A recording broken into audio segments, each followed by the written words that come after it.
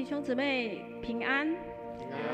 感谢主的拣选，让我们在主日可以来敬拜他。在很多人还不认识神的时候，神拣选我们，让我们可以来敬拜他，让我们可以来依靠他。我们要献上感谢，谢谢主这样的恩典跟呼召。我们一起来祷告。天父上帝，我们感谢赞美你，在这代降节第二个主日，我们献上感谢，谢谢主耶稣在2000多年前为我们降生，谢谢主耶稣成为我们的中保，谢谢主耶稣成为我们生命当中最大的帮助。主啊，你看我们每一个人为珍宝，你将我们每一个人的名字都刻画在你的心中，我们的一生都在你的手中。主啊，谢谢你，赞美你，求你在这个礼拜当中赐福我们，也让我们透过祷告，透过诗歌，跟神与更深的连结。神来求你在当中施行救赎，实行医治的大能，特别帮助我们那些劳烦愁苦的心也得到释放跟解脱。主啊，若我们身上有疾病的，主啊，你也让我们在敬拜当中来得着主你的保守，甚至是医治。主啊，我们要向你求一个恩典，就是求你赐下医治在我们富强教会与我们周遭的朋友当中，求你将那属天的医治跟平安释放在我们所有人当中。若有住院的，若有重大疾病的，神啊，求你将那属天的信心放在他们当中，好叫他们不失去盼望，好叫他们在这患难当中，真是因着信而得福，因着信而不软弱。主，我们献上感谢跟赞美，我们将我们今天的敬拜交托仰望在你的手中，愿你的圣灵亲自来护庇我们，高摩我们。谢谢主，求你的荣耀就在这里降临。谢谢主，谢谢主，阿们。我们一起来唱这首诗歌《无价至宝》。我们一起要宣告，我们就是神的无价至宝，他将我们的名字刻画在他的心中。我们要知道，我们就是神无价的至宝。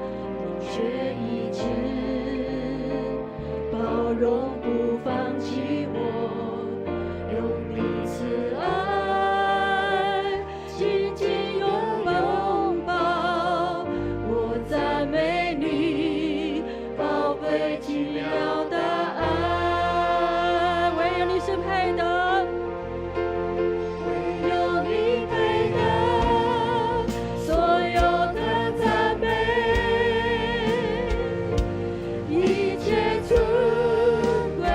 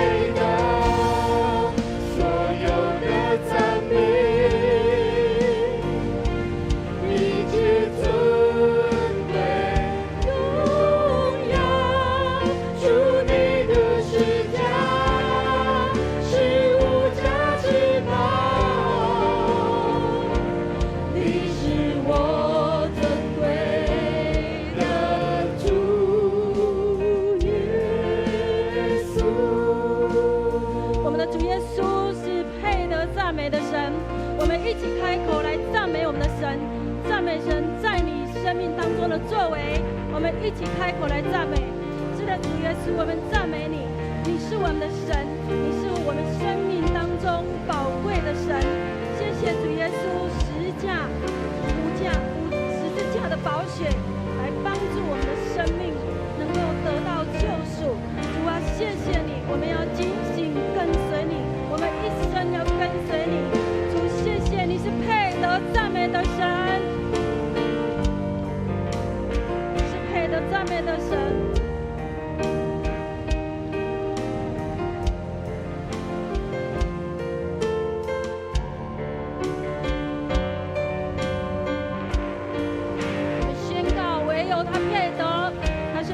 赞美的神，有你配得所有的赞美，一切尊贵荣耀，主你的十架是无价之宝，你是我尊贵。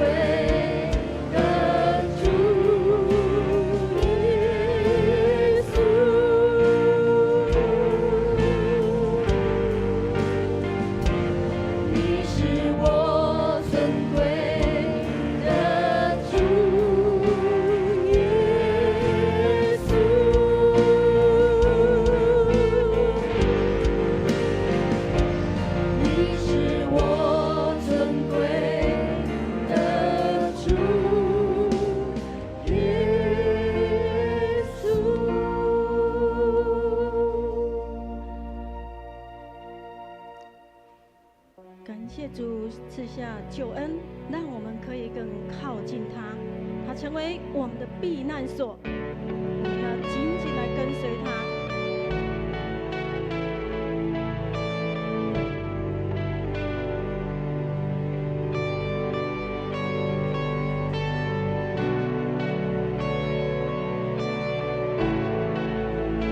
我们请你一起站立，一起来敬拜我们的神，与你更靠近。是我的避难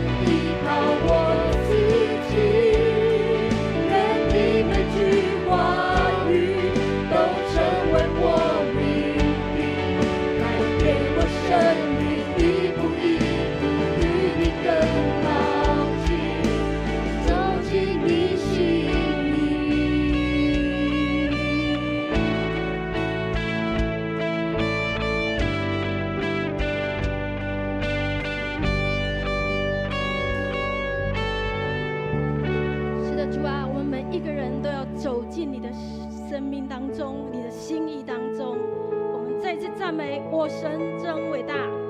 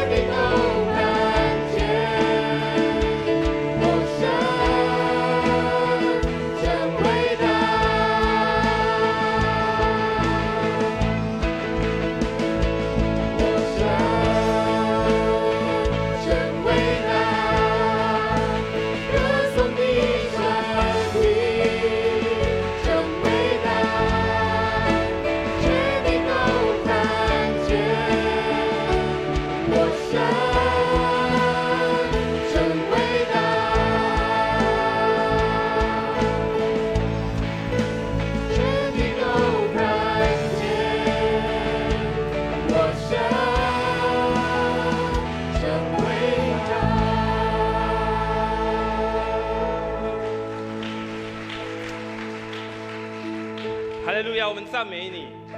赞美全能伟大的神，因为你配得一切的颂赞，配得一切的赞美。所以我们扬起我们的声音，用我们的拍掌，用我们的全心全人来到你面前，来敬拜赞美你。主啊，愿我们今早的敬拜，我们今早所在这里的聚会，都成为荣耀的祭。愿你所喜悦，愿你所悦纳。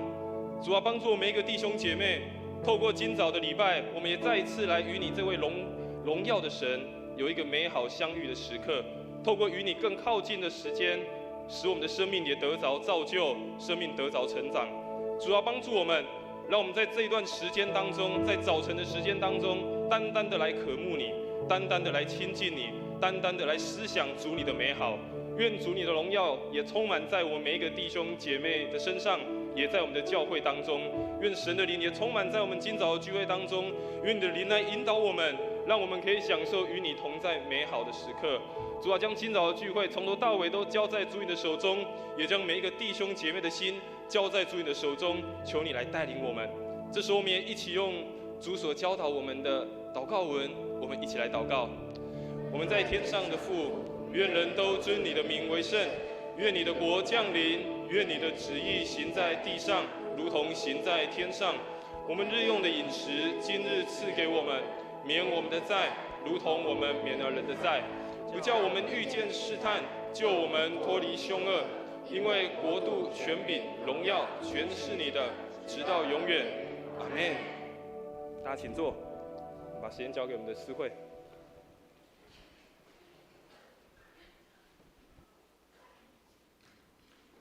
恭受上帝的话，记载在圣经有2处，诗篇第100篇第1节到第5节，诗篇第150篇第1节到第6节。我们一起来念：普天下呀，要向上主欢呼，要欢欢喜喜地敬拜他，要唱赞美诗歌到他面前，要知道上主是上帝，他创造我们，我们属于他，他是我们子民，他是他牧养的羊群。要以感谢进他的圣殿，要以颂赞进入他的圣所，要感谢他，颂赞他。上主至上，他的慈爱永恒，他的信实万代长存。第2处是在诗篇150篇第1节到第6节，我们一起来念：要赞美上主，要在他的圣所颂赞他，要在他闪闪能力的天空颂赞他，要颂赞他的大能作为，要颂赞他至高无上，要吹号角颂赞他，要弹琴作瑟颂赞他，要打鼓跳舞颂赞他，要吹箫颂赞他，要用响亮的摇把颂赞他，要用铿锵的摇把颂赞他。一切的生命都要颂赞上主，要赞美上主。献诗由圣歌队来献诗，献诗的曲目是没有爱就没有意义。献诗完之后，由我们曾牧师来证道。牧师要传讲的讯息是：一起来做礼拜4，做礼拜系列4，大声欢庆的赞美。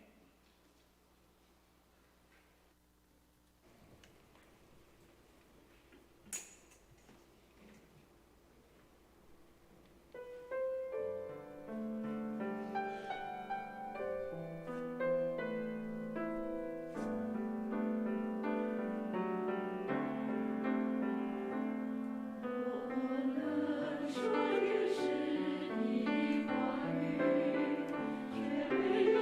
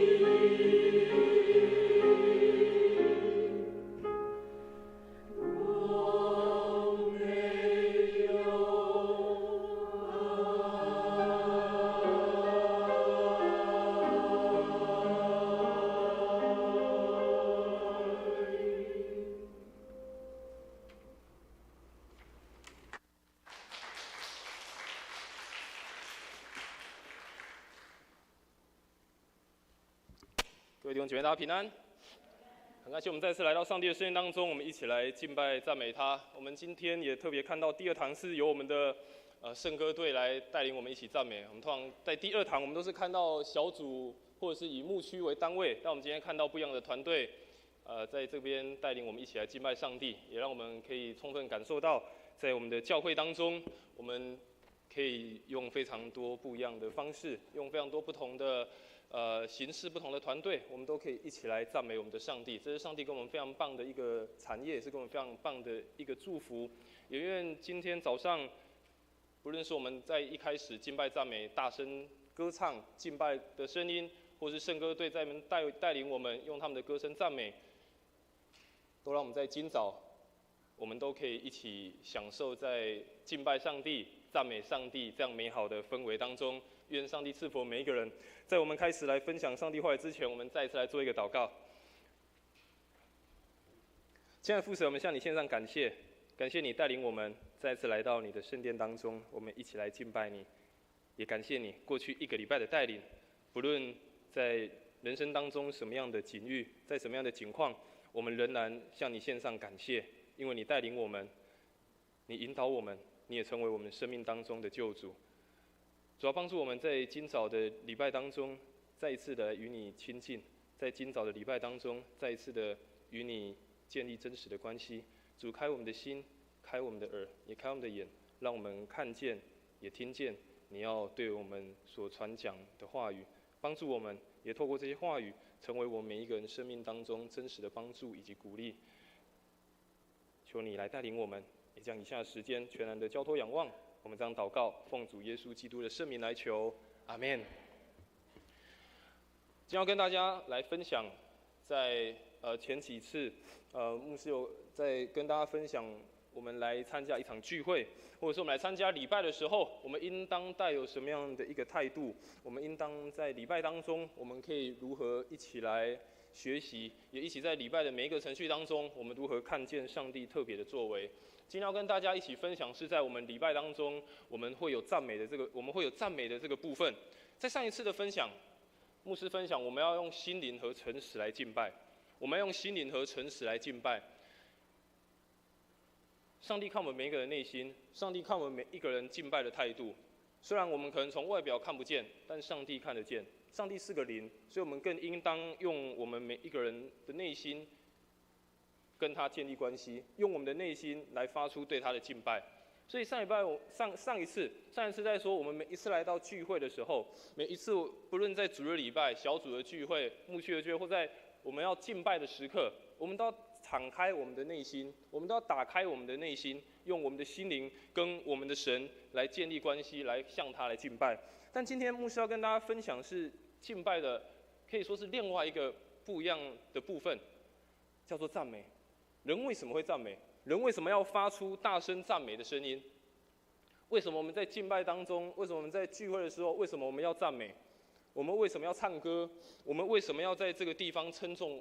我们的上帝？这也是我们礼拜当中非常重要的一个元素。所以今天牧师要透过这两段我们很熟悉的圣诗的诗篇的经文，我们要一起来分享，我们一起来思考。每一次当我们聚集的时候，每一次聚会的时候，我们是怎么样的来敬拜我们是怎样来赞美我们的上帝？更重要的是，当我们离开教会，当我们回到我们自己的家中，回到我们自己的生活的场所，我们如何继续的赞美我们的上帝？这是我们今天可以一起来学习的事情。我想对于赞美这件事情，我们每一个人在生活当中，我们一定都会遇到。我们会赞美我们身旁的人事物，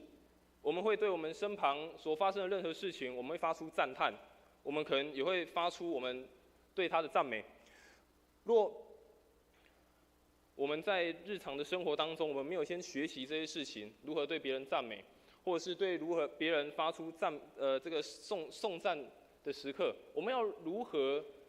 对一个看不见的上帝来发出赞美呢？如果看不见的人、看得见的人、看得见周遭的人事物，我们都没有办法对他说出赞美的话，我们都没有办法来对他说出颂赞的话语，那我们又要如何对这个看不见的上帝来发出赞美赞叹呢？所以我们在日常生活当中很值得我们去学习如何赞美。但是我们知道，在台湾或在华人的文化，我们其实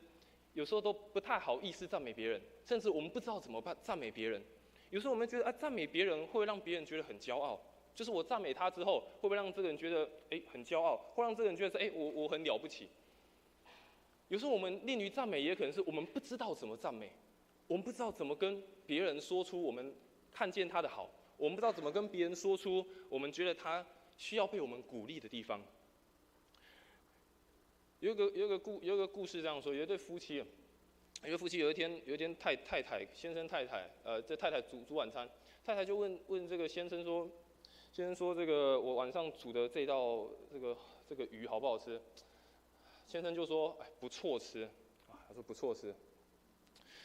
太太要问说那我今天煮的这个菜好不好吃？先生说不难吃，于是太太就有点受不了，他就说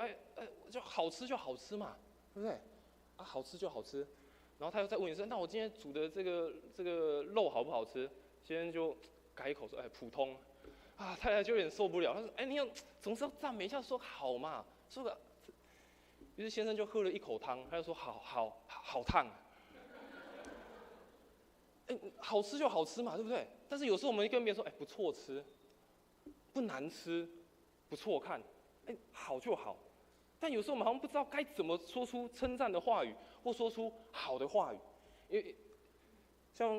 有时候在家里，师母会煮饭，师母煮饭她也会问我这个，她问我说今天煮的好不好吃？有时候我也说不难吃，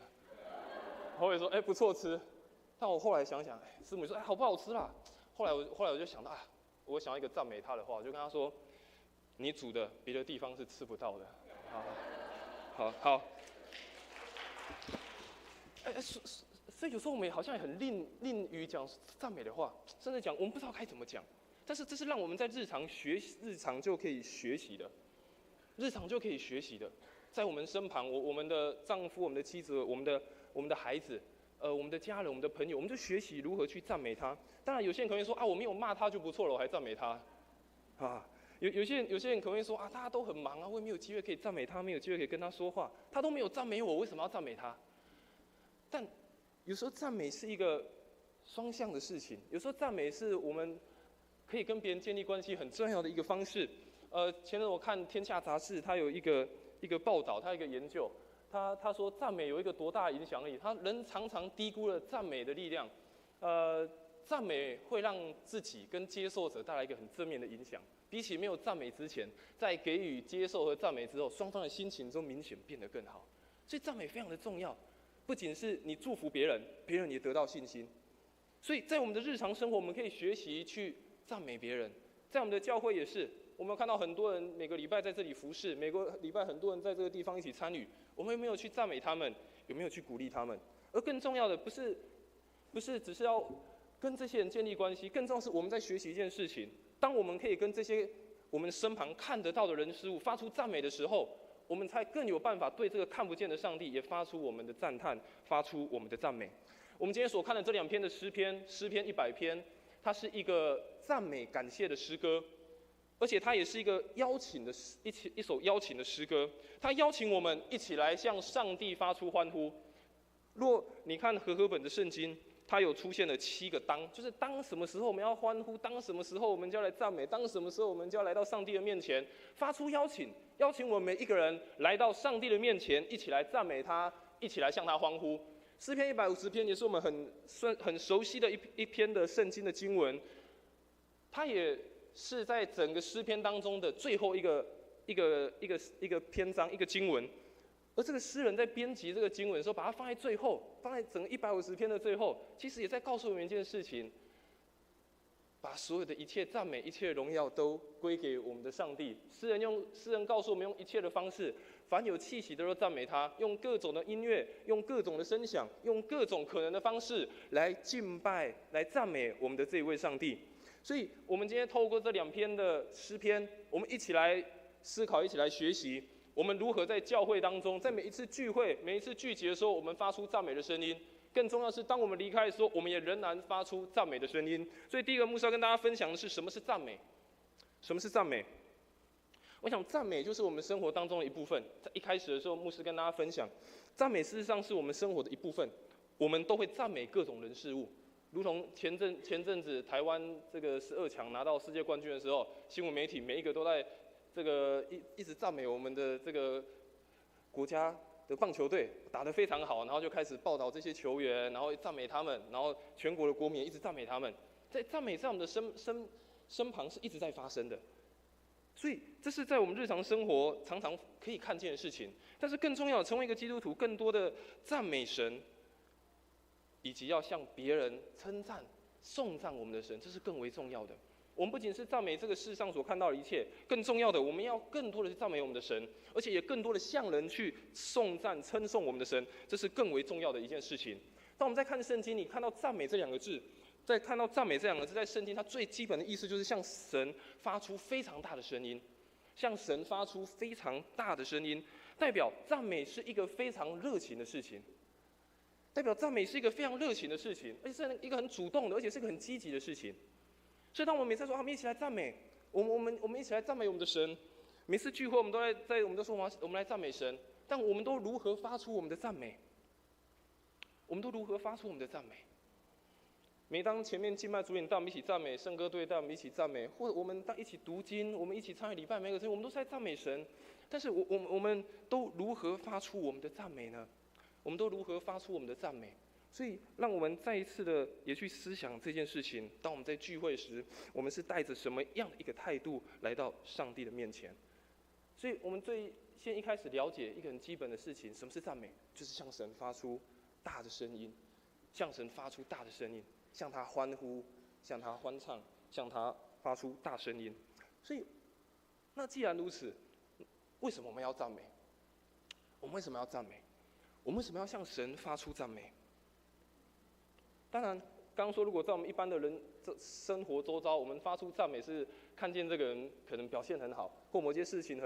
很合我们的心意，说我们赞美他。但是在信仰的角度，在教会当中，我们为什么要赞美？我们为什么要赞美我们的神？第一个，赞美是出于上帝的命令。第二，赞美是出于上帝的命令，所以我们赞美。我们刚刚所读的经文诗篇第100篇第1节就告诉我们说：普天下当向耶和华欢呼。现在中文本说：普天下要向上主欢呼。诗篇150篇第1节他也说：你们要赞美耶和华，你们要赞美耶和华。你看这两段的经文，第一个他告诉我们当向，诗篇20篇告诉我们是要，代表这是什么？出于上帝的命令，要我们去赞美他。但是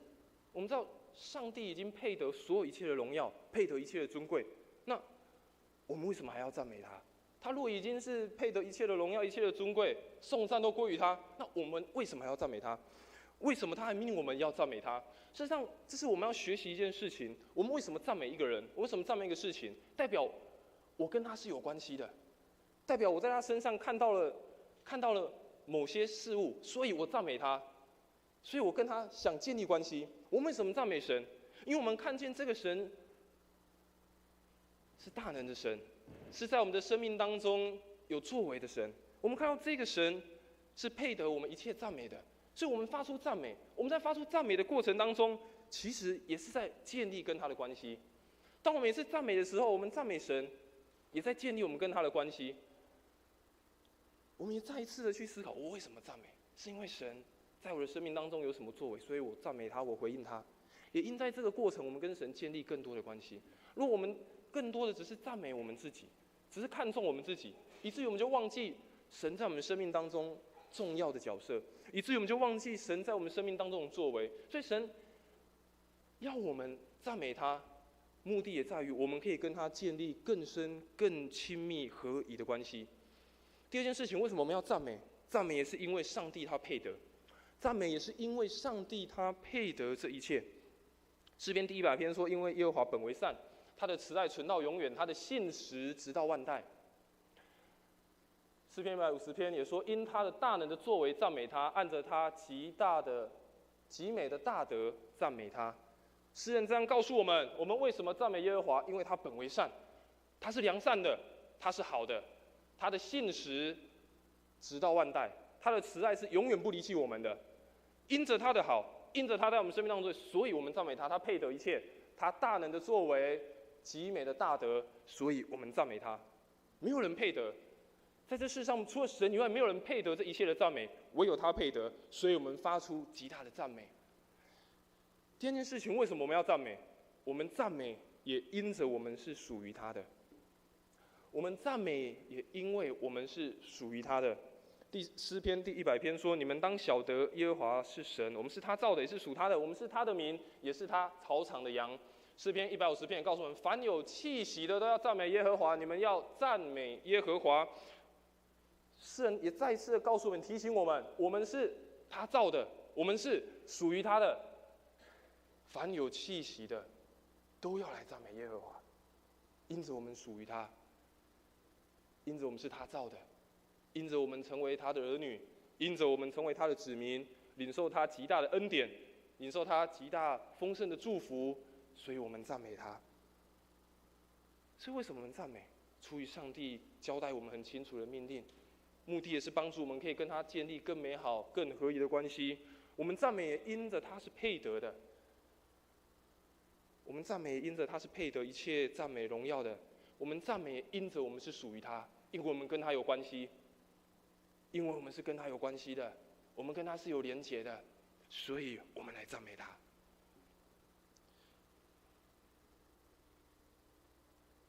接着我们就一起来分享，那我们要怎么来赞美？那我们要怎么样来赞美？我们要如何来赞美我们的神？第一个很重要，我们要用我们的全心全人来赞美他。我们要用我们的全心全人来赞美他。诗篇第100篇第2节，他说：“你们当乐意侍奉耶和华，当向他来歌唱。”在现代中文译本，它翻译是说：“要欢欢喜喜的敬拜他，要唱赞美诗歌到他面前。”和合本翻译叫乐意，中译本翻它叫欢欢喜喜。事实上，乐意或是欢欢喜，原本的意思就是指令人快乐的事情，代表是一个让人做了心情很愉悦，做的是让你觉得很快乐的事情。所以来敬拜上帝。来到上帝的面前，来高声赞美他，是一件让我们开心的事情。你今天早上来赞美上帝，你有开心吗？有快乐吗？我们就带着这样的一个态度来到上帝的面前，乐意来赞美他，用我们的全心全人来赞美他。一个发出赞美的人，上帝也同样看我们的内心是否乐意。这种发出赞美的态度，也更是向神发出我们的感谢。这种赞美的态度，也更是向神献上我们的感谢。如果一开始说，上帝看我们的内心，我们有没有乐意？我们有没有欢喜？有没有快乐？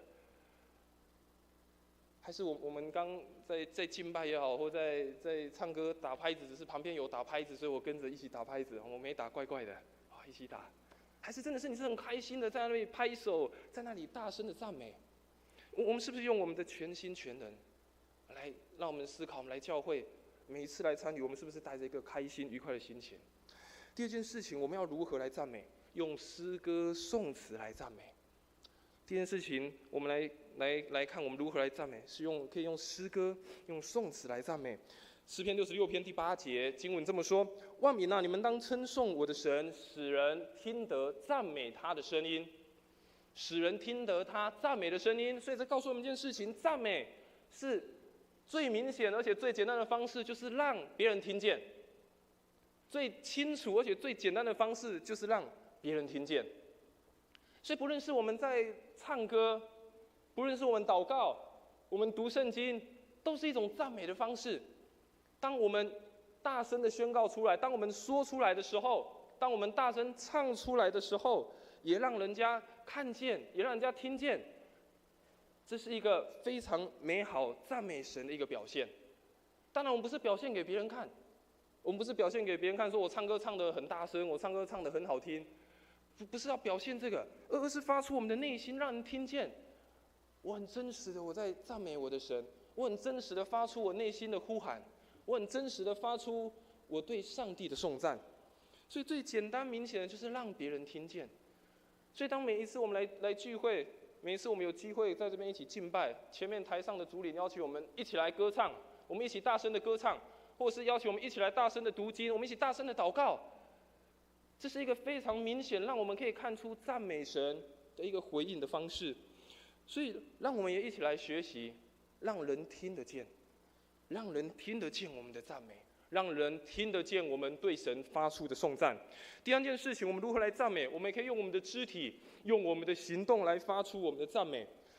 通常赞美比较带有是外在的表现，通常在赞美比较带有是外在的表现。我们可能会举手，我们可能会拍手，会拍掌，我们可能会站立，我们可能会跪拜，甚至你可能看过有人在敬拜的时候，在赞美的时候他会跳舞，有很多不一样外在的方式去表达出内心对于我们的神的颂赞。所以我们会用我们的肢体来表达赞美。所以当每一次来聚会的时候，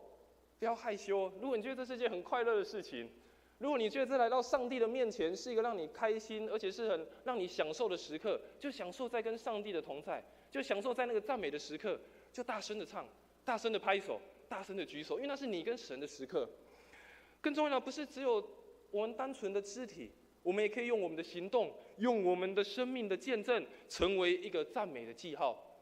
当我们的生命成为一个美好的见证，在别人的面前颂赞我们的神，我们的生命成为一个行动，成为一个见证的时候，也让人可以看见，让人家可以见证到什么叫做赞美神。所以不仅我们在教会里面，我们举起双手，我们拍手，我们歌唱，用肢体，我们也可以用我们的行动，我们也可以用我们的生命，用我们的见证，成为一个最美赞美的记号。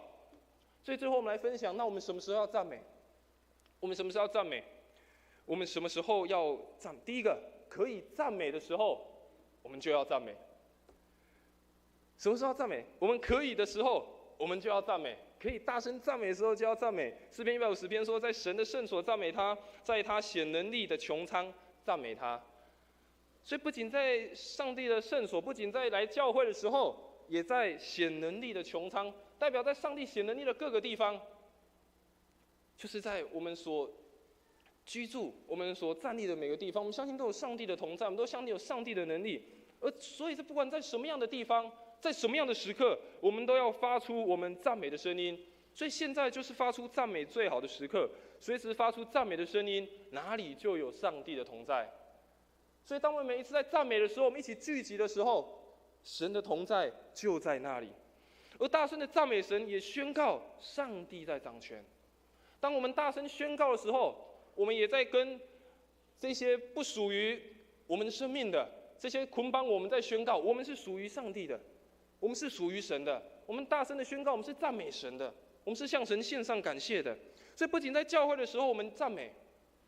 不仅在聚会的时候我们大声赞美，在离开教会，我们等一下聚会结束，你仍然要赞美。在任何地方都需要赞美，可以赞美的时候就赞美，赞美带下神的同在，赞美带下神的能力。第二件事情，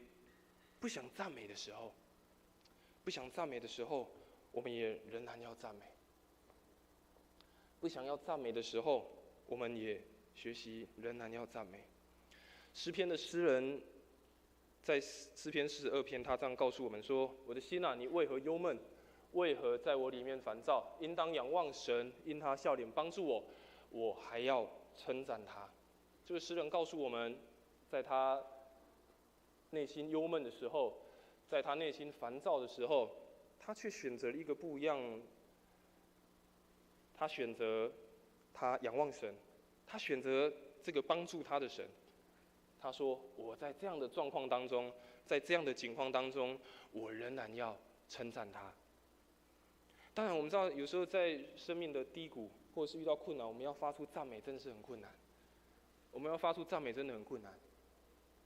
但是这是让我们学习的一件事情，这是特别在信仰的成长的过程当中，很值得我们去思考与学习的事情。如何在不想赞美的时候，在赞美不出声音的时候，我们仍然选择要来赞美。我想赞美不是情绪化的表现而已，不是只有刚刚说很热闹、很欢腾，然后很大声、很大的声音，有很棒的乐团，然后有很热闹的氛围。我想赞美不是一个很情绪化，然后很嗨而已，不是。我想赞美更加是充满一个情感性的流露。赞美更加是充满情感性的流露。不管在高山、在低谷、在人生的顺境、在逆境，你仍然向神发出你对他的赞美，你仍然在那个当中保持跟上帝的关系，甚至是更紧密、更亲密的关系。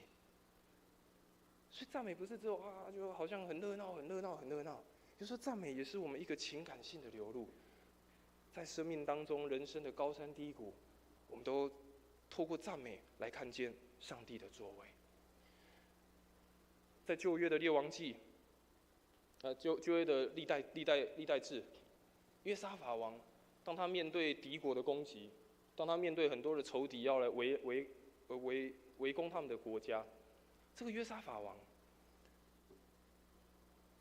他就祷告禁食之后，他就找了他城中的百姓说：“我们要组一个赞美团，我们要组一个赞美团。”这个约沙法就圣经这么说，与民商议的，他就设立了歌唱的人，颂赞耶和华，使他们穿上圣洁的礼服，走在军队前面赞美耶和华，说：“当称谢耶和华，因他的慈爱永远长存。”他们的国家遇到很大的困难，被仇敌围困，但那时候这个王做一件事情，他设立赞美团，走在国家的前面，在那里大声的赞美。于是，如果你看这个故事的后面，他让歌唱走在军队前面赞美神，上帝出手，上帝拯救他们，帮助他们，打败了他们的仇敌。所以，赞美是一种生命的操练。赞美是一种生命的操练，不仅是在顺境的时候我们操练，在生命当中遇到低谷难处的时候，我们也仍然操练，用赞美去回应我们所面对的每一个环境，用赞美去面对我们所面对的每一个情绪。所以赞美是我们很棒的一个属灵的武器，赞美是我们一个很棒的属灵武器。当我们高举赞美的时候，我们扬声赞美的时候，也带下得胜，带下生命的释放，也带下神属天的祝福。所以不要忘记，我们有一个很棒的属灵武器，就是赞美，扬声的赞美，高声的赞美，颂赞我们的神。现在我们已经进入到待降节期了，我们进入到待降节期了，准备要圣诞节，要迎接耶稣基督的降生。当耶稣基督要出生的那一个晚上，有一群牧羊人在旷野，但那时有一群天使就出现，告诉这群牧羊人说，他们就大声的赞美，他们大声的赞美说，在至高之处荣耀归于神，在地上平安归于他所喜悦的人。这群天使大声的赞美，颂赞神的作为，颂赞神差派了耶稣基督来到世上，成为我们的救主，成为我们的拯救。而也因着这样的发出的赞美，发出这样子的颂赞，上帝的恩典拯救就来到我们当中。也因着耶稣来到我们当中，我们也同样在对神发出恩典，发出我们的赞美，回应他的恩典。所以特别在圣诞节，不要忘记一开始是一个赞美的开始，是一个颂赞的开始。耶稣降生的时候是一个赞美的开始，而耶稣来到我们的生命当中，拯救我们，救赎我们，也同样，我们也可以以一个赞美来回应这样的恩典。所以，回到一开始所说的，赞美不是只有在我们礼拜当中我们一起学习，我们一起大声的赞美。礼拜结束后，我们仍然在学习赞美这个功课，时时的去颂赞我们的神，时时在我们的生命当中去赞美我们的神，看见他的恩典，看见他的奇妙，也看见他的作为。愿上帝赐福我们，让我们每一个弟兄姐妹，我们都学习成为一个赞美的人。也愿神帮助我们的教会，让我们的教会是成为一个可以不断发出大声赞美、颂扬神的教会。愿神赐福我们每一个人。我们一起来唱一首回应的诗歌，之后我们来为一些事情，我们一起来做公祷。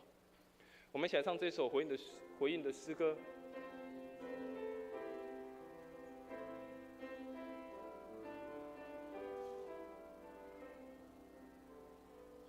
我的口要赞美，我的手要不停高举，对我信心奇。赞美中，信心不断升起，泪水中，我依然高声唱。你的心是上大穹苍，你的应许不落空。赞美中，信心不断升起，泪水中，我依然高声唱。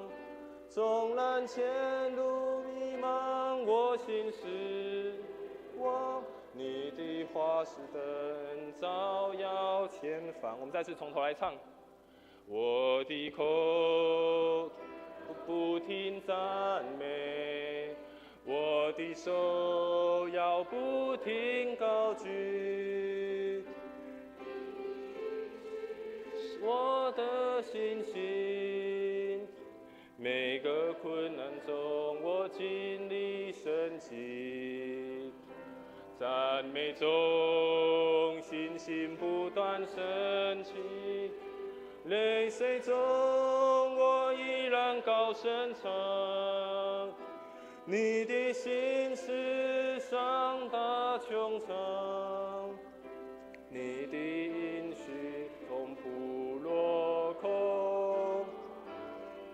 赞美中，信心不断升起，我依然高声唱。纵然前途迷茫，我心思望。你的话是灯照亮前方。我们来为几件事情，我们一起来祷告。第一件事情，我们为了我们自己祷告，也为我们的教会来祷告，求神帮助我们，让我们成为一个可以发出赞美赞叹的人。更重要是可以对神发出赞美、发出颂扬的一个人。也为我们的教会祷告，愿神带领我们的教会，让我们的教会真的是一个不断发出赞美、高声欢呼、荣耀神的教会。愿神赐福在我们的教会当中，特别当我们在迎接50周年的时候，让我们的教会成为一个不断敬拜、不断赞美的教会，将我们所有全心全人都献在神的面前。愿神来带领我们的教会，也带领我们每一个弟兄姐妹。特别我们为了下个礼拜12月15号，我们有圣礼典。我们现在有28个弟兄姐妹，我们要报名受洗。我们为了这些弟兄姐妹，我们来祷告，求神来坚固他们的信心，求神来帮助他们，让他们在认识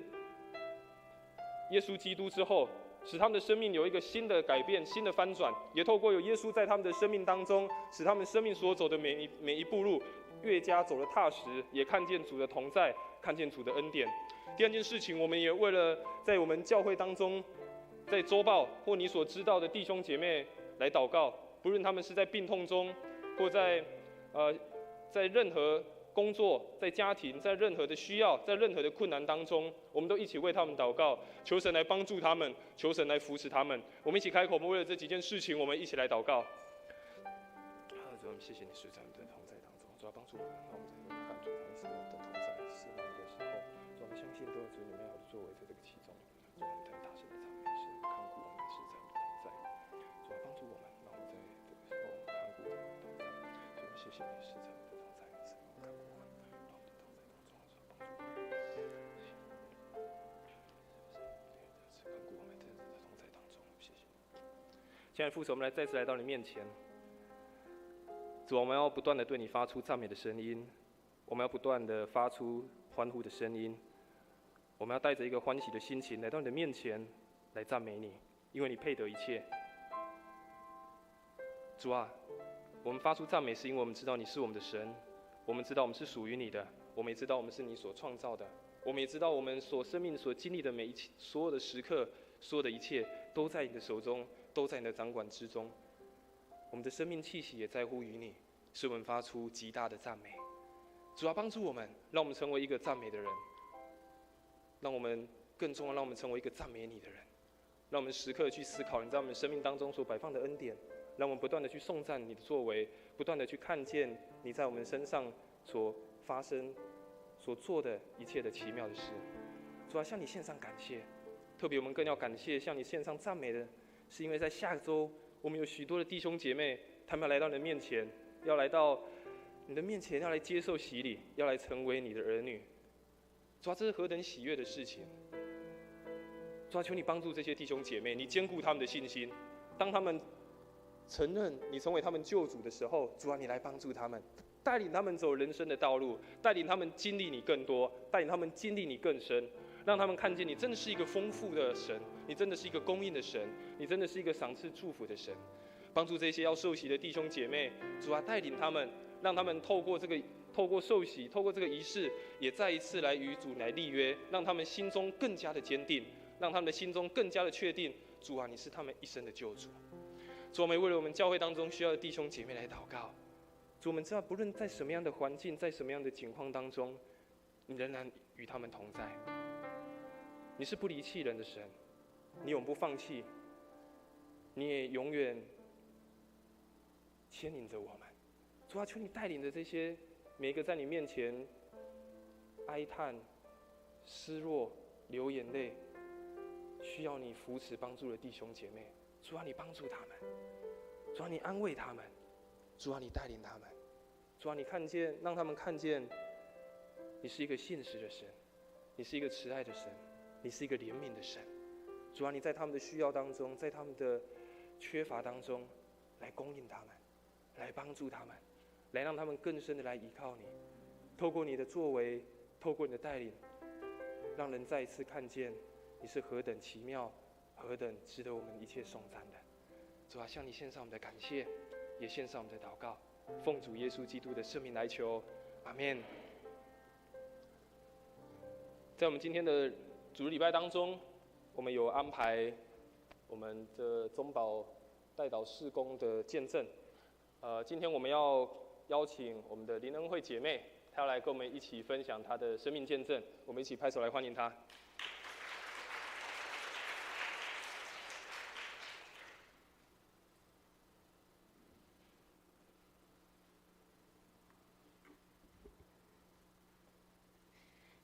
弟兄姐妹平安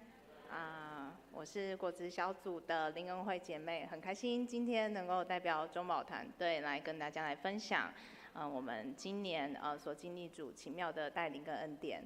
我们今年因为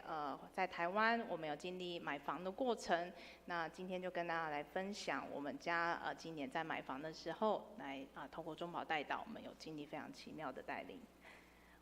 在今年1月份开始因为我跟我先生从香港搬回来台湾，也已经快要3年的时间，所以我们就开始预备在台湾买房子。那在小组里面，我们也有跟小组员来分享我们买房子的需要跟计划，那也请小组员来帮我们带祷。那在那个过程当中，我们也透过小组长的介绍，那也知道说我们教会的喜乐小组的建伟弟兄，那他是做中介的服务，所以我们也都跟他请教很多关于买房子的一些小细节。那从1月份开始看房子，一路看到6月的时候，大概每个礼拜周末我们都会去看房子。那一直看，也没有特别看到喜欢的房子，所以那个时候我就想起教会有代祷卡可以来填写。那个时候其实我还没有加入中保代祷团队，那我对中保代祷的认识也不是很深，那只是知道说有需要的话我们可以填写代祷卡。所以6月份的时候我就第一次填写为买房子这件事情来填写代祷卡。那在代祷卡的上面，我就有填写向主求说，我们希望能够在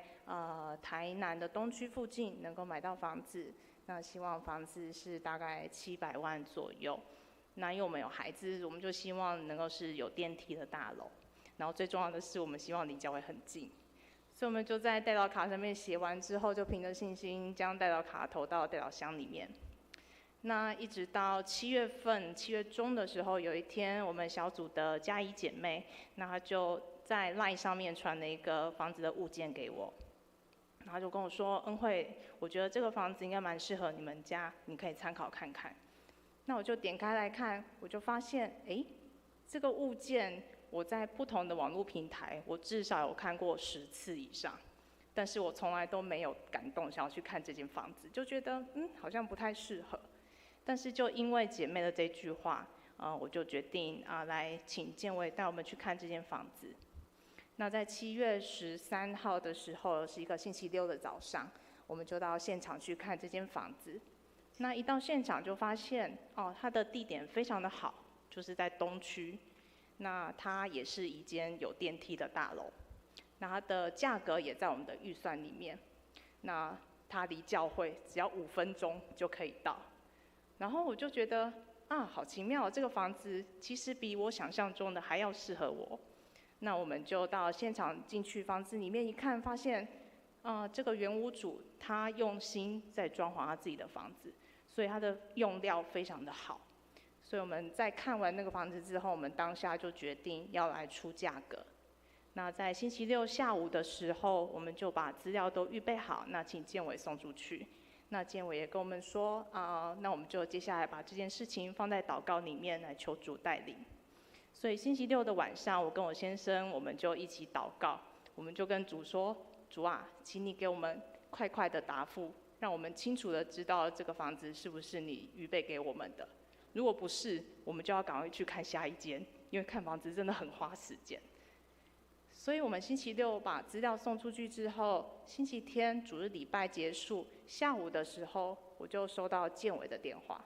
那建伟打电话跟我说：恩惠，有一个好消息，屋主同意要卖给你们了。我说：怎么可能？才1天的时间。那建伟就说：其实更奇妙的是在后面，这个房子其实有另外一组买家也在看，那这个买家还看了2次。而且他出的价格跟我们出的价格是一模一样的，所以当我们出价之后，其实对方有权利可以再加价，但是对方这组买家并没有在约定的时间里面回复要不要加价，于是屋主就在当天签下买卖合约给我们，所以我们就在星期六看完房子，星期天屋主确认要卖给我们，我们星期一就到中介公司去签约。短短3天之内，我们就完成了这个买卖的过程，所以真的是将荣耀都归于主这个非常非常奇妙的过程，让我们在买房子的过程里面看见他为我们预备，从小组姐妹的提醒，建伟的协助，以及到最后整个过程，我们都看见主奇妙的预备在里头。接下来我们就开始要跑贷款的流程。那其实大家都知道，今年贷款非常的困难，因为限贷令的关系，很多人都没有办法贷到理想的成数跟利率。所以我就在8月份的时候，我就针对贷款的部分写了第2张的代祷卡。那在代祷卡上面，我也跟主求说，求主给我们能够贷到一个理想的成数以及理想的利率。在过程当中，代书也跟我们多次联系，请我们补资料。那也提醒我们可能需要加保人进去这次的贷款。那我们也预备心，想说可能这个贷款的流程需要跑2-3个月才会完成。没有想到在8月中，也就是我们资料提出去了2个礼拜之后，我就收到银行的电话说：小姐，你的贷款已经通过了，利率也是你所需要最好的利率。而贷款的成数也是我们所预想的这样子的成数，所以我们最重要的是那个银行的行员还补了一句话说，而且你们不用加保人的资料了。所以其实我们就很快的在2个礼拜之内，让银行确认这个贷款的流程以及贷款的利率成数，然后不需要保人。所以真的是非常感恩，我在透过这2次的中保代祷卡，我真的看见祷告的力量以及奇妙，神在里面的预备就是这样子的，帮助我们在买房子这件事情上面。所以我在这一次买房的过程结束之后，其实就在8月底的时候，我就加入了中保代祷团队。那我也算是第一次加入中保代祷团队，算是最之前的同工啦。所以很感谢慈宝老师这一次的邀请，让我可以来跟大家来分享我们买房子的见证。那在此同时也跟大家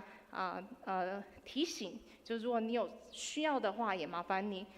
可以到1楼，我们在1楼的大厅这边有代祷卡来可以使用。如果你有需要请你也不要客气来填写代祷卡。那我们有不同的代祷卡可以选择，这个是蓝色，这个是教会事工的代祷卡。那一般代祷卡跟紧急代祷卡是黄色的。那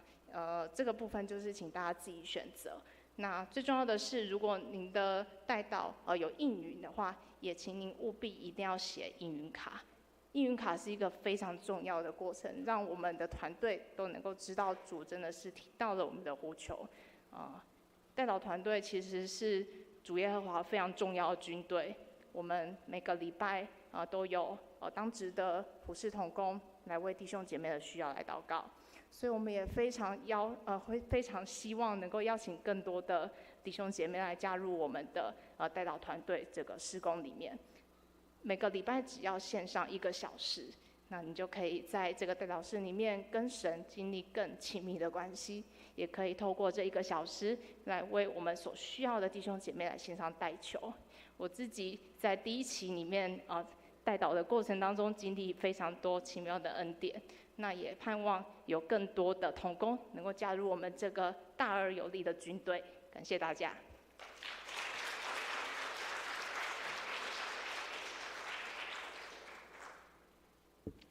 所以再次邀请我们的弟兄姐妹，我们可以一起来参与在这项事工当中。我们知道中保代祷事工跟我们教会的敬拜赞美团队这两个团队是在我们教会开始在慢慢转型，在建立团队2个非常基础也是很重要的团队。那如果你看周报就写，明年1月我们要开始来有新一期的中保代祷的事工，那明年已经是第51期了，已经是第51期了，所以这是一个在我们教会当中非常长久，而且是一直持续不断的一个事工。所以鼓励我们的弟兄姐妹，如果你时间许可，你就1个礼拜花1个小时的时间，然后一起参与在这个祷告的事工当中。不仅是为别人祝福、为别人祷告，更重要，你也在祷告的过程当中，你也可以跟神建立关系。那当然，如果我们有需要，我们也可以去填写这个代祷卡，然后我们的代祷的同工也会为你所需要的事情一起来为你祷告。所以再次鼓励大家，我们不仅在教会，我们一起聚集、一起敬拜、一起赞美、一起享受团契的时间。更重要，一个基督徒的生活也是祷告。我们透过除了为自己祷告，我们也为别人祷告，也透过祷告，我们来跟上帝建立更美好的关系。所以愿上帝赐福我们每一个人，也赐福在参与在这个事工当中的每一个弟兄姐妹。好，这时候我们就一起准备来奉献。我们把时间交给我们的诗会。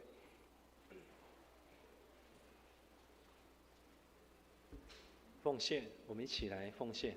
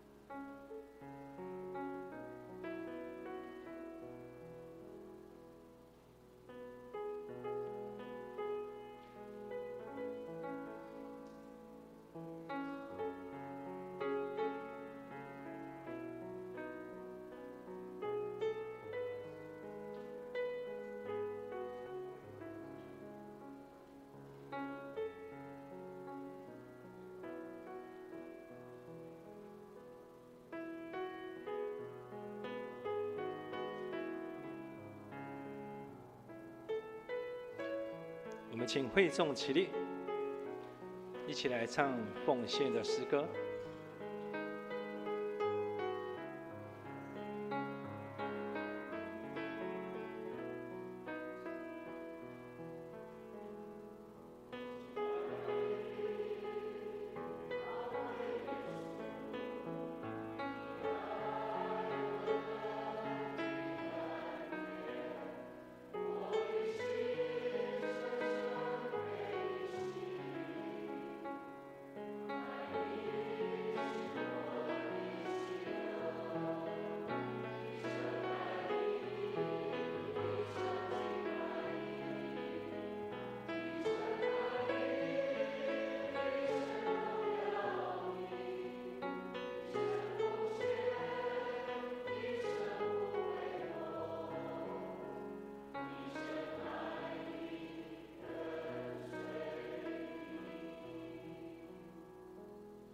会众请坐。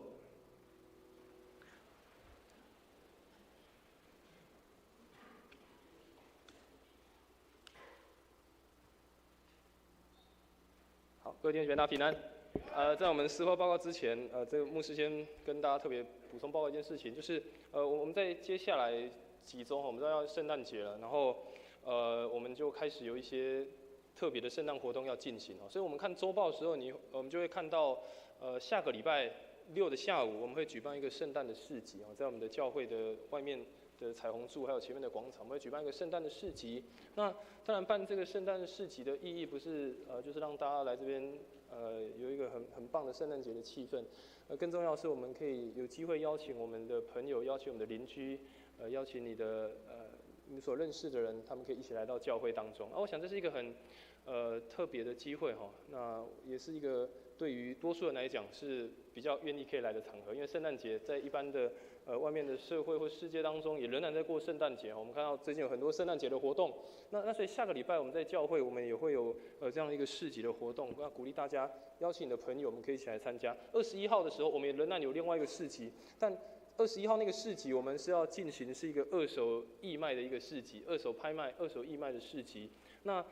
这个二手义卖的市集呢，我们会以牧区、以小组作为发动，我们以牧区跟小组作为发动。那若你没有参与在牧区或小组，但你觉得你还有一些可以拿出来作为这个二手义卖，你也可以去找区长或你认识的小组长，请他们帮忙你来做义卖的动作。那我们这次在二手义卖的部分，我们会把我们所有所得的部分，我们会透过我们这个里的里长，请他去协助去找我们这个里当中比较需要的家庭，比较有需要关心的家庭。那我们用这样的方式，我们也可以跟我们的这个里，然后跟我们的里民，跟需要的人，可以来跟他们做一个分享跟关心。也透过这个机会，我们可以跟我们的社区有更多的连结。所以在下个礼拜，我们有一个圣诞市集；在过去那个礼拜，我们有一个二手义卖的市集。所以鼓励大家，不仅仅是我们自己来参与，更重要的是我们可以邀请我们身旁的人一起来参加。在21号的下午，同样我们的二手市集的同样那个时段，我们教会的儿童主日学跟我们的社区音乐班，他们也会到我们这附近自强里的活动中心，他们会也在那边举行一个下午的一个活动，他们去那边唱歌，去那边表演。那他们也会从教会出发，他们会沿路报佳音，从教会当起点，然后他们沿路走报佳音，然后沿路这样子唱歌，不会敲锣打鼓，再来就是唱歌。走，然后到这个自强里的活动中心，然后一路报佳音，然后在那边有一个很好的活动所以鼓励大家，我们21号那天下午，不仅你可以来逛二手市集，你也可以去这个活动中心，跟我们的主日学的小朋友、视讯班的小朋友，他们一起在那边有很棒的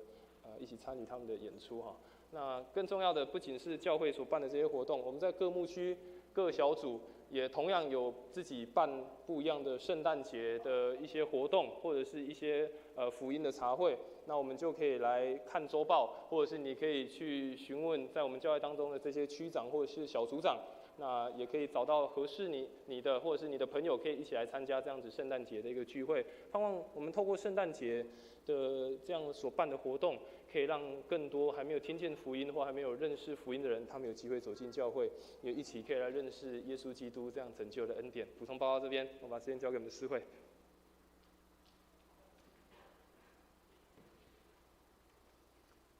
我们一起来读本月的经句，我们一起来读一次。人非有信，就不能得上帝的喜悦，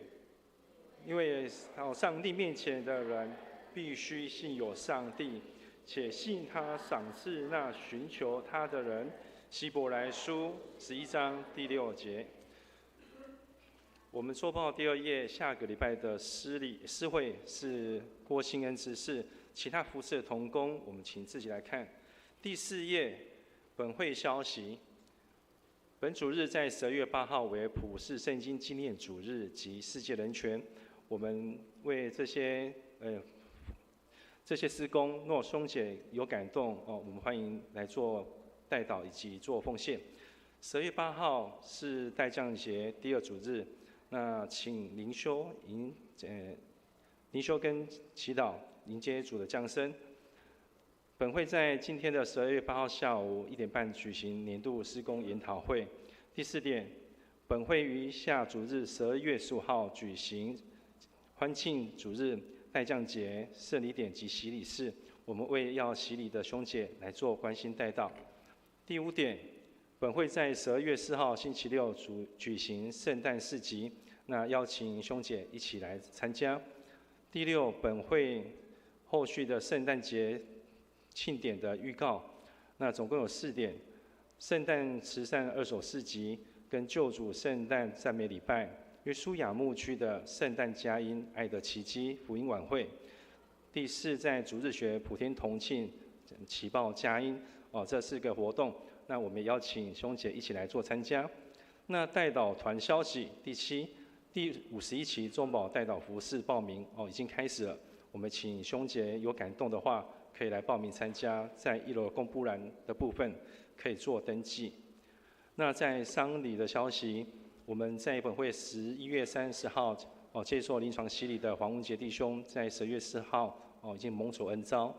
那在底波拉小组的黄玉婷姐妹，那先生吴显兄弟兄，那个周报的那个有点笔误了是吴显兄弟兄。那婆婆的罗丽姐姐妹在11月30号蒙主恩召，我们为这2个家庭的家属来做关心代祷。那其他的消息，牧区中总会，我们请会友自行来看。第8页到第9页奉献仍有出入的部分，我们请找财务来做更正。其他部分我们请牧师来做补充。弟兄姐妹，大家平安。我们感谢主今天诗会了，还有我们的曾牧师他们时间控制得很好。牧师再做一点补充时间不会超过。首先我们要介绍新朋友介绍新朋友。今天有几位新朋友头一位是孙少问、柯佳音2位传道来我们当中，来欢迎你，欢迎你欢迎你他们2位是传道师的身份最近休假刚好今天来到我们这边参加我们的聚会我们欢迎他，也为他后续的侍奉祷告。第2位是林文豪，文豪弟兄在哪里？欢迎你，文豪，欢迎你。林文豪弟兄他是李琦的好朋友，对不对？李琦介绍的，李琦弟兄。来，第3位是谢茵茵姐妹，欢迎你，欢迎你。她是于瑶姐妹介绍的3位欢迎你们。如果是一直在台南，欢迎你们都一起来那还有一位要再补充介绍一下我们的这个洪梅芬执事站起来，我们认识一下。来，洪梅芬执事，欢迎你。为什么要介绍他？他不是新朋友他是来我们教会一段时间的。那我们长老教会有一个体系，就是他如果是长老教会的，我们就他愿意把他的会籍迁到我们这边他本身在原来的教会已经有当过执事了，所以他也是执事本身的身份是律师了这段时间已经参与我们的指南小组，也参与我们的幸福小组谢谢他加入我们的教会，一起来侍奉，一起传福音，一起来见证主那牧师要先做一个小小的回应了刚刚我们的瑞平牧师讲到就有关赞美的部分。那我觉得刚好他讲的这个部分跟2个礼拜前我们举行的这个感恩节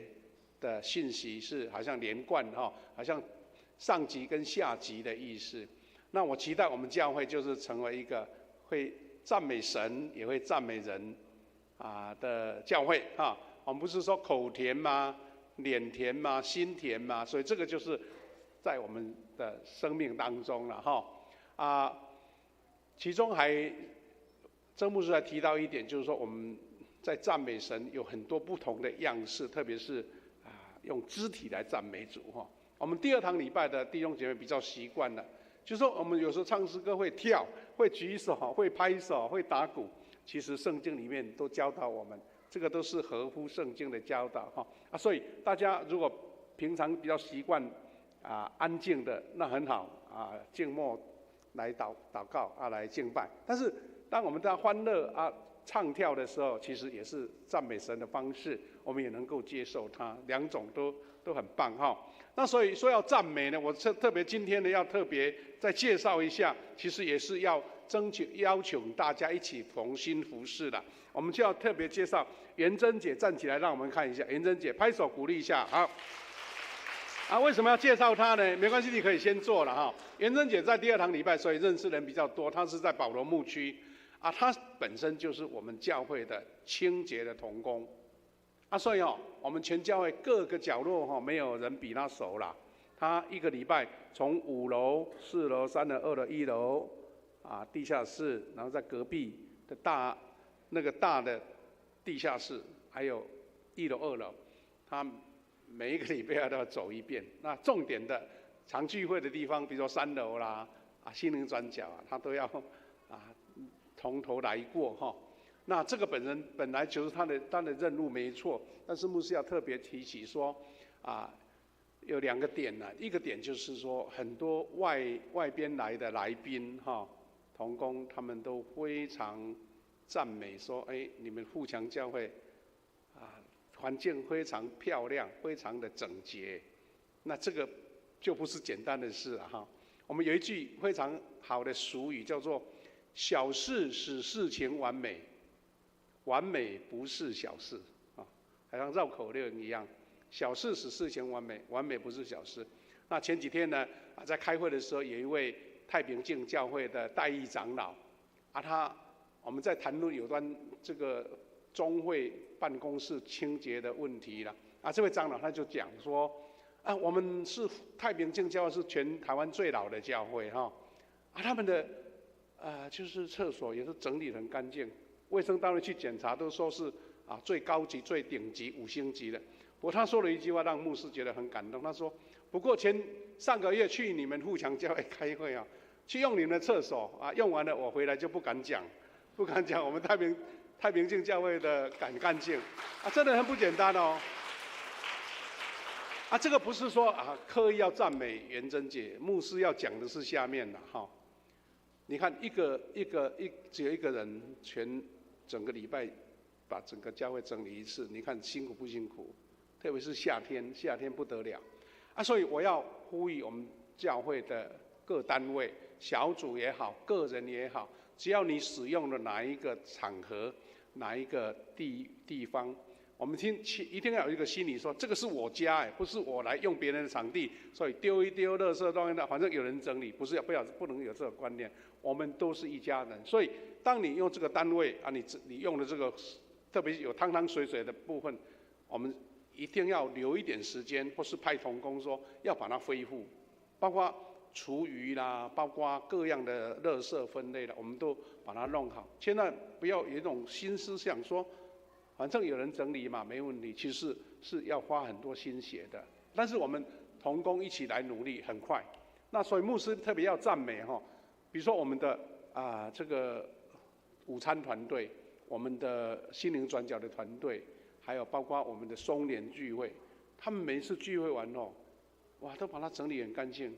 牧师虽然鼻子不是怎么好，但是我就觉得说，在心灵转角，在我们的3楼我们是在吃午餐的地方就闻不到那个腥味，或者闻不到那个油味。那你看多少人努力的结果所以我们当有这样的爱教会的心你会觉得说，这个任务不是元珍姐的任务，是我每一个人都要一起持守的任务所以期待大家继续努力大家一起同心努力，让这个事工更美好。那牧师做一点简单的补充就可以第一个，我们等一下午餐请第二堂礼拜午餐的弟兄姐妹，请你们稍微有点速度稍微快一点点，因为我们1点半就要举行全教会的事工研讨，是明年的事工研讨，很重要所以呢，一方面你吃完午餐整理，还有我们同工要整理整个座位所以请大家能够在1点20分以前都完成，好不好请大家帮忙一下。好，第二个是我们感谢主，我们下个礼拜要举行圣餐，还有洗礼式洗礼式。那我们期待每一个人看重这个圣餐，因为圣餐就是见证主耶稣基督的救恩嘛，你我都有份的哈，大家一起来。那我们下礼拜一共有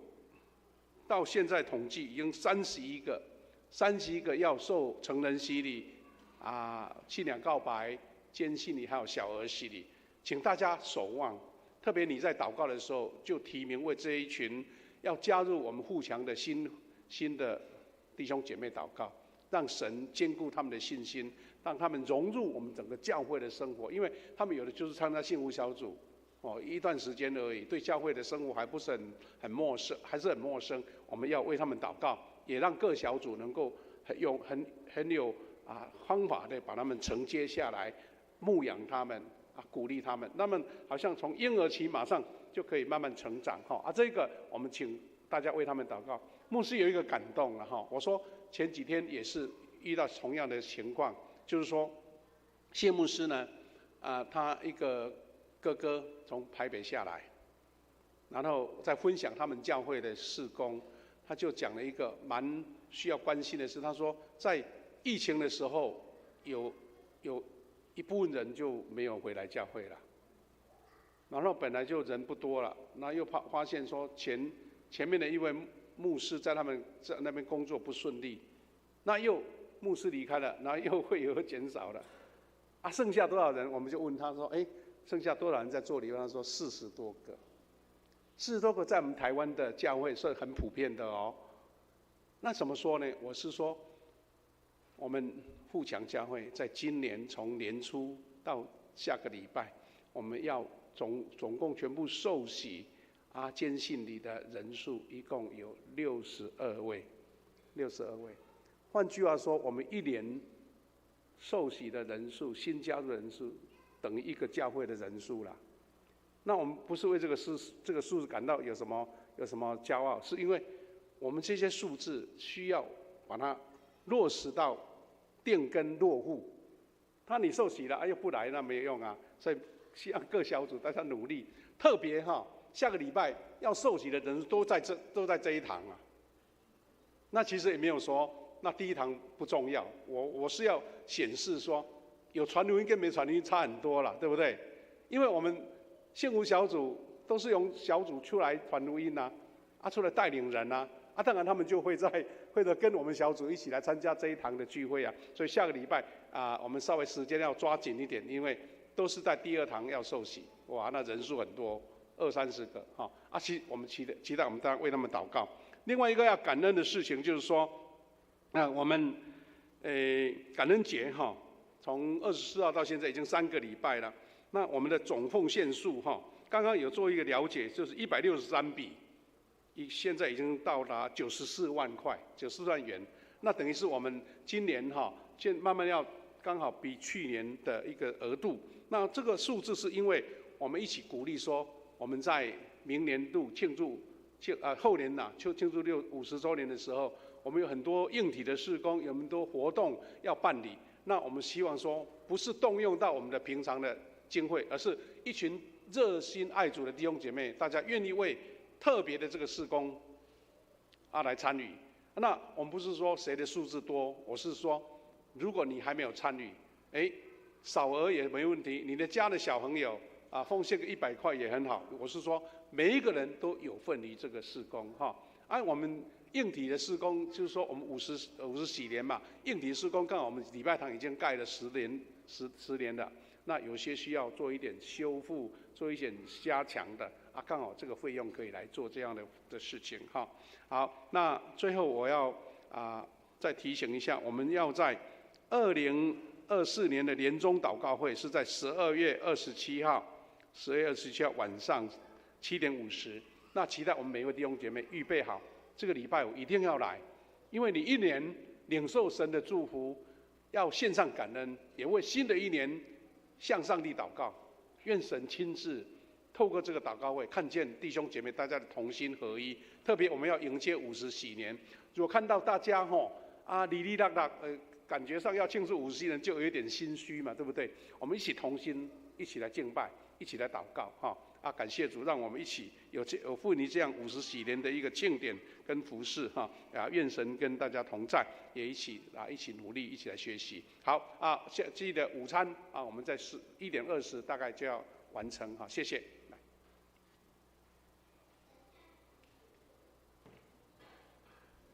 颂荣，我们请会众起立，一起来唱颂荣诗歌。唱完之后，我们请牧师来祝祷。我的王啊，我要遵从你的命，我要永远称颂你，我要天天称颂你。我们一起来领受。愿主耶稣基督的恩典、上帝的慈爱、圣灵的感动、扶持与相通，常与我们弟兄姐妹同在，从今时直到永远。阿们。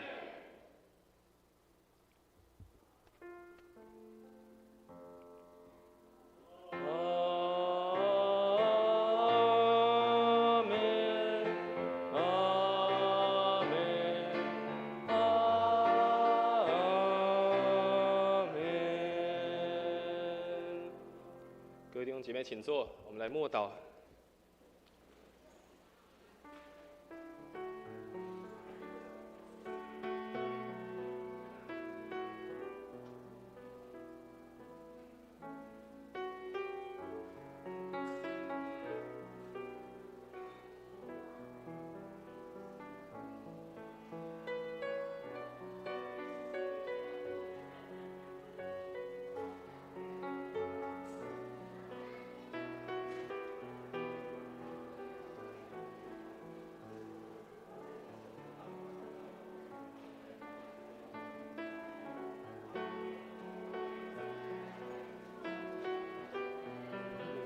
我们第二堂礼拜到这边结束，我们彼此来请安问候。